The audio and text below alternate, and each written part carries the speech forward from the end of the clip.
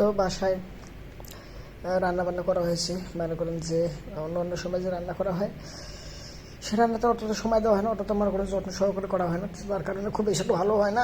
তবে আত্মীয় স্বজন যখন আমাদের আমাদের বাসায় আসে বা আপনাদের বাসায় আসে, তখন যেভাবে তাদের যাওয়ার সময় বিদায়ের সময় ভালোভাবে রান্নাটা করা হয় খুব স্পেশালভাবে খাওয়ানোর জন্য, সে রান্নাটা সত্যি করে অনেক ভালো হয়, কারণ অনেক সময় নেওয়া অনেক যত্ন সহকারে সেই রান্নাটা রান্ধে। আর আমি একটা ভিডিও বানাতে চেয়েছিলাম এই বিষয়টাকে তুলে ধরার জন্য। তো বাসায় রান্না ছিল, সেই রান্নাটা আর কি দেখিয়ে ভিডিওটা করার কথা ছিল, তবে মানে ব্যস্ততার কারণে আমি বাইরে যাই। তো বাইরে গিয়ে হয় কি আত্মীয় আমার বন্ধু বান্ধবদেরকে নিয়ে আসি, সেই বন্ধু বান্ধবদেরকে নিয়ে এসে খাওয়া দাওয়া করে সব কিছু খেয়ে ফেলি।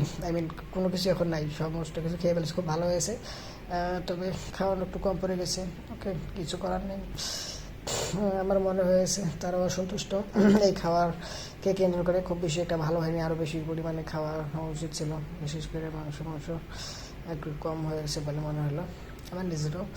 তো যাই হোক, এই বিষয়টা তুলে ধরার জন্য যে এরকম যে বাসায় আত্মীয় স্বজন আসলে, আমার বন্ধু জামাই এসেছিল, সেই বাসায় যাবে, নিজেদের চলে যাবে এখান থেকে, আমাদের বাসা থেকে বিদায় নিয়ে, যার কারণে রান্না করা হয়েছে। এই রান্নাটা দেখি এই কথাটা বলার কথা মানে বলার প্রয়োজন ছিল, তবে বলতে পারি না। এই যে খাওয়ান দাওয়ান শেষ, মনে করেন খাবারটা এখন আর নাই যে আপনাদেরকে দেখে ভিডিও বানাবো, যার কারণে এই যে কাজ যখন করার কথা সেই কাজ তখনই করা উচিত।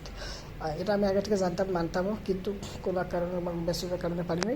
তবে এটা ভুল হয়েছে, আমি নেক্সট টাইম করা উচিত তা বলে আমি মনে করি। তো আপনাদের কি মতামত বিষয় কেন্দ্র করে অবশ্যই কমেন্ট করে জানান, ভিডিও লাইক দেন, চ্যানেলটা সাবস্ক্রাইব করুন, আপনারা সাবস্ক্রাইব করে সম্পূর্ণ ভিডিও দেখাবেন। আপনাকে দরকার দেন।